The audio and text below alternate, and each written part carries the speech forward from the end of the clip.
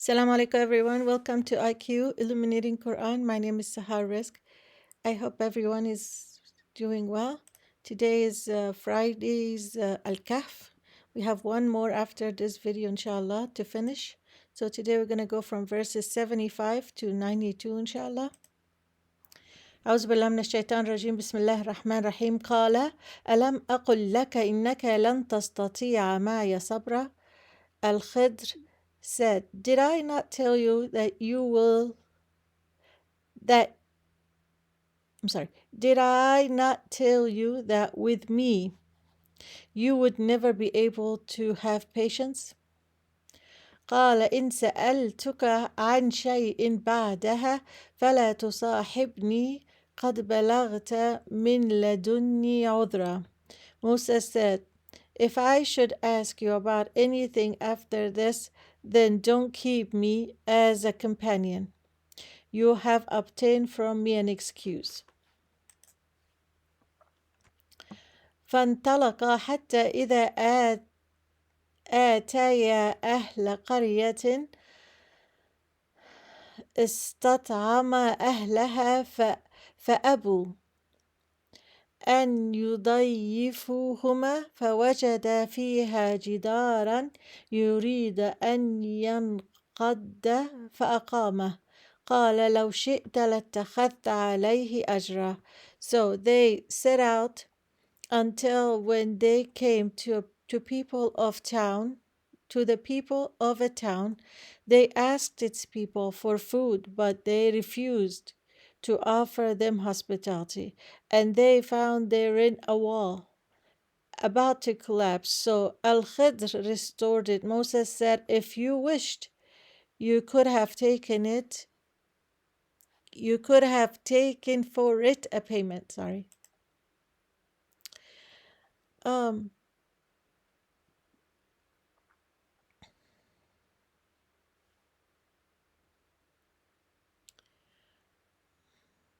Now, when they went to that town, Yusuf Ali said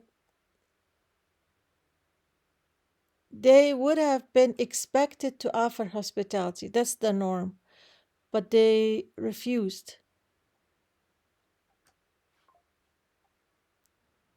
Point blank. That's the type of people they are. There are characteristics that tells you so much. And he's going to explain it a lot later in.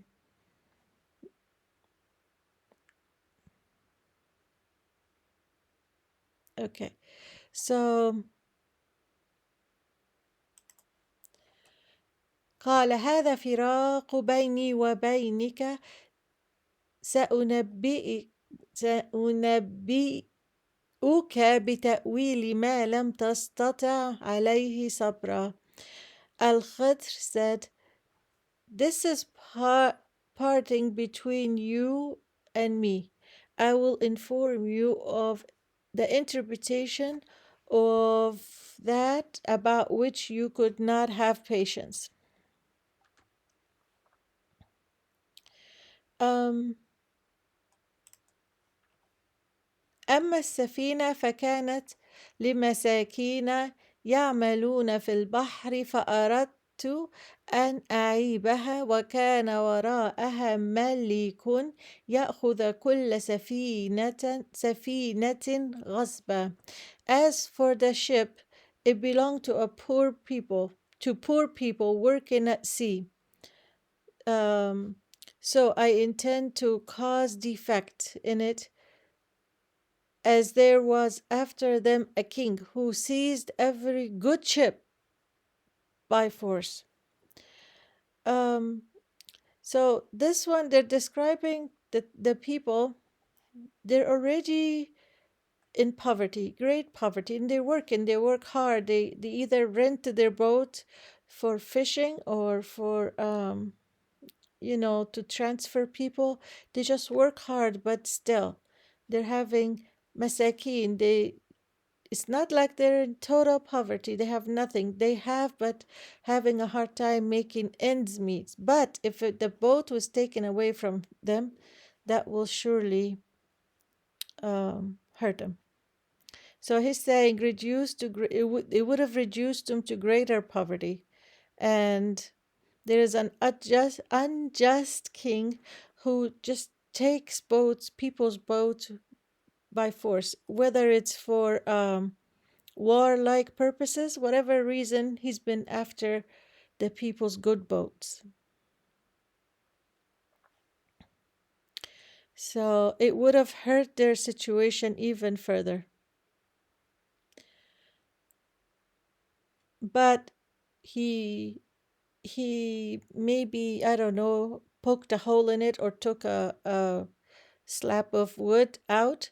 It would be easy to repair. Okay, it's not a severe damage. أما oh yeah, temporary uh, disservice or unservable, servable, but serviceable, but it will be easily fixed. Now, Sharawi said the poor people work in barely making ends meet, and if they lost the boat, then their only source of income, they would become destitute. So they wanted to help. وأما الغلام فكان أبواه مؤمن مؤمنين فخشينا أن يرهقهما طغيانا وكفرا. And as for the boy, his parents were believers, and we feared that he would overburden them by transgression and disbelief. Khashayna. Khashayna means we fear that he will be causing them hardship later on. And he didn't do this upon himself. He did it with the knowledge of Allah or orders from Allah.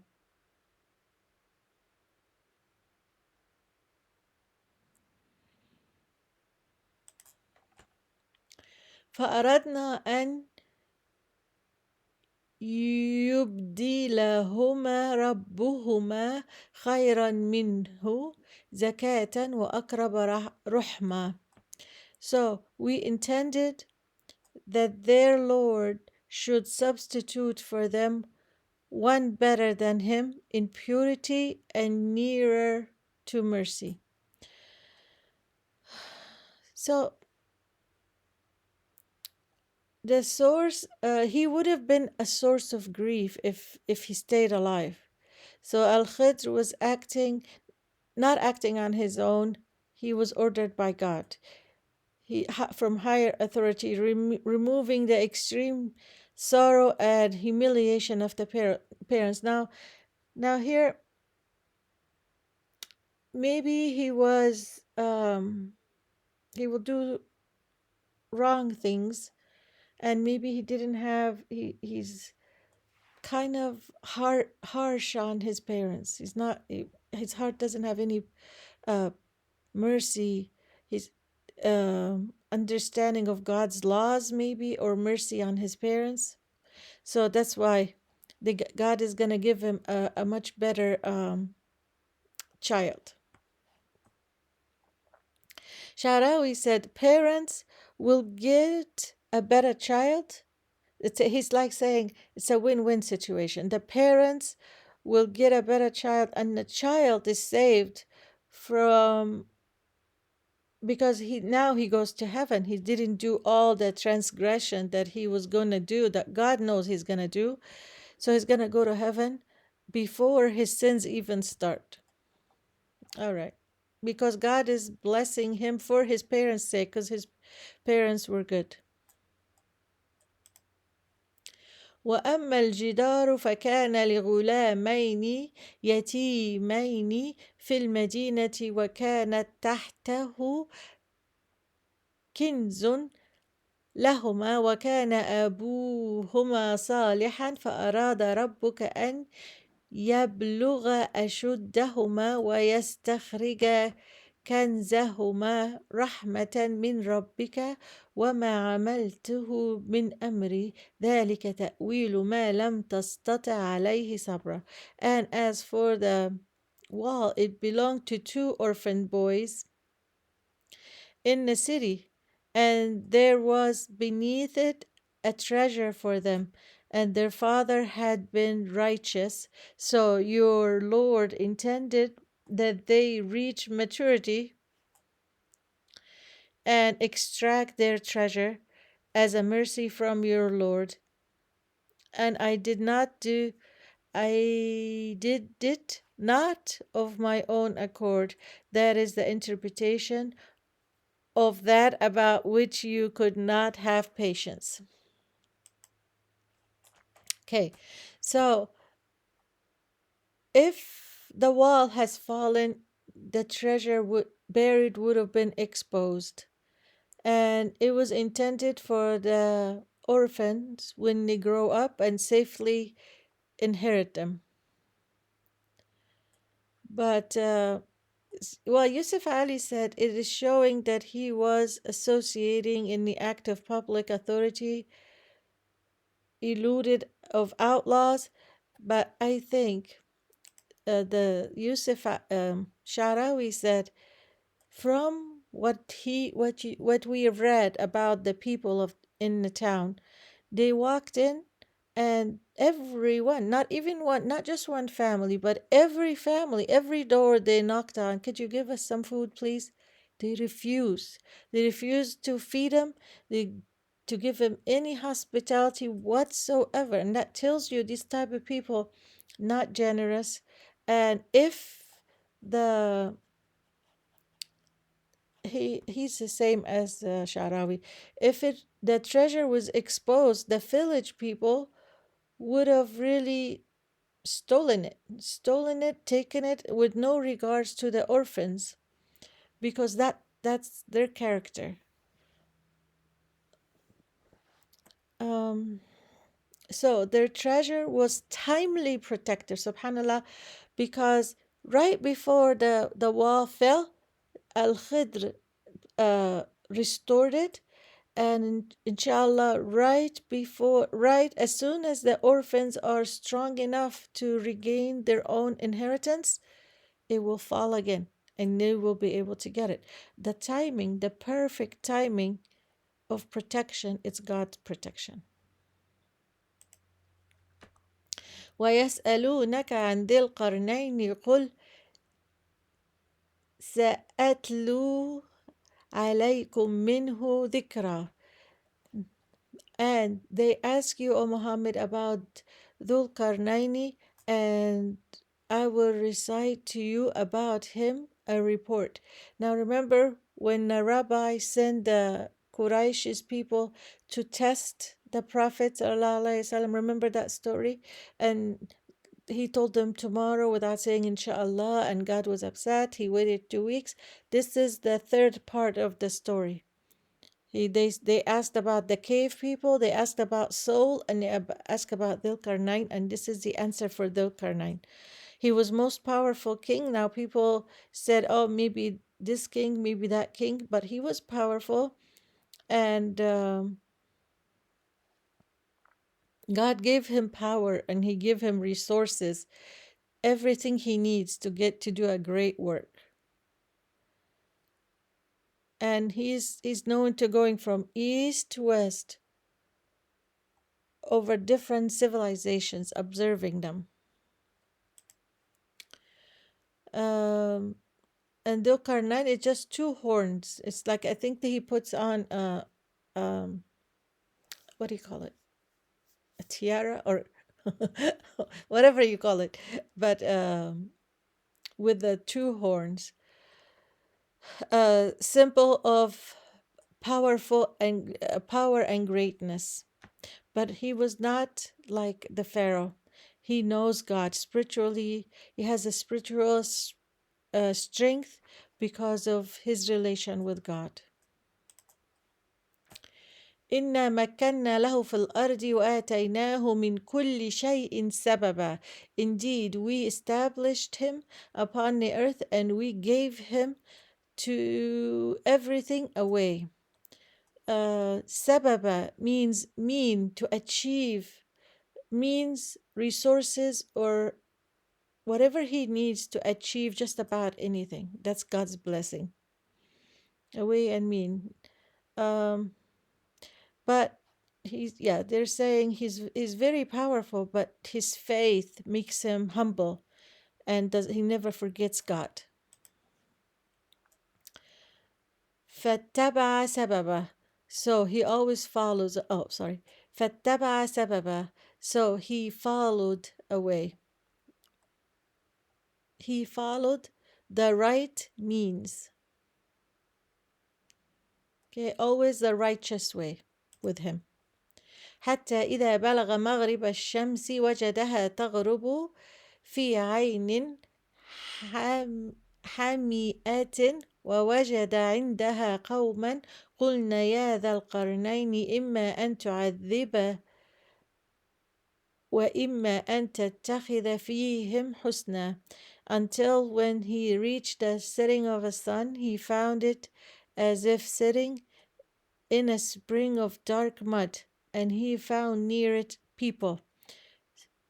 Allah said, O Zulkarnain, either you punish them or else adopt among them a way of goodness. Now, it means that it's not really east and west, it's just a western expedition by spring of murky water.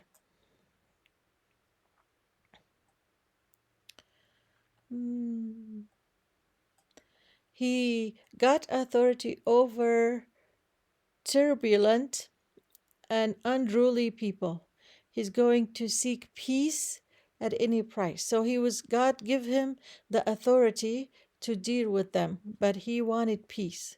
He's going to protect the innocent, and he's going to punish the guilty, headstrong ones.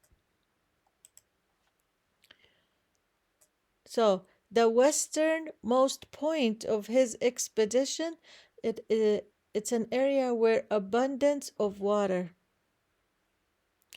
It appears to him that it was setting. The sun looked like it was setting, but the optical illusion of the sun, it disappeared into the sea. But the fact was that the earth was spherical. So he saw it going down behind the sea, but it wasn't really going down. Istihsan. Istihsan. Istihsan is he governed his society by conducting the greatest good, by looking out for the greatest good, maslaha, the benefit of the community as a whole, which is the best way to rule, not for the few powerful, but he wants to be for the greatest good of all. قال أما من ظلم فسوف نعذبه ثم يرد إلى ربه فيعذبه عذابا نكرا. He said, as for the one who wrongs, we will punish him. Then he will be returned to his Lord, and he will punish him with a terrible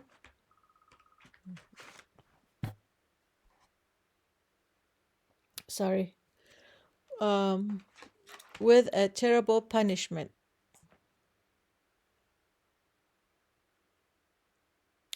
So however he punishes him, the experience in the hereafter will be stronger.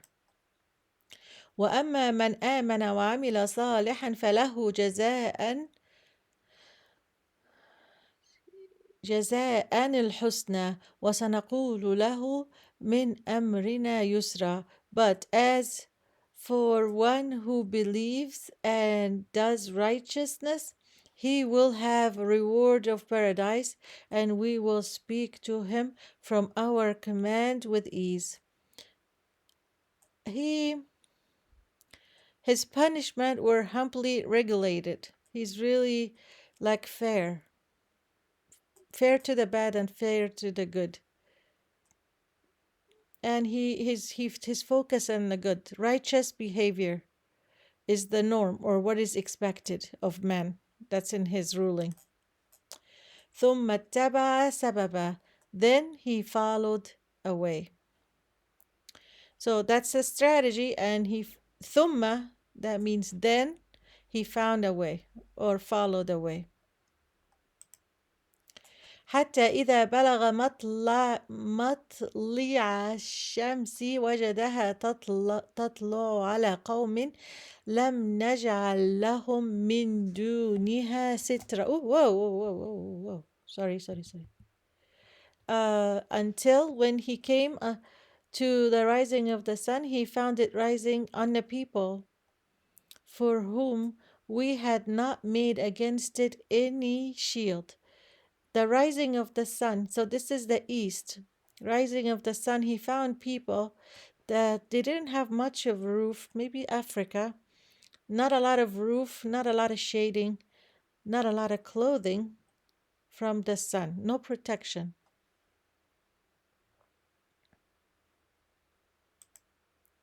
كذلك وقد أحطنا بما لديه خبرا. Thus, and we had encompassed all that he had in knowledge. Now, he came across this primitive natural state of people, needed no clothing or protection from the sun, and he left them as he found them. So he just he didn't interfere with their primitive way, criticize in any way.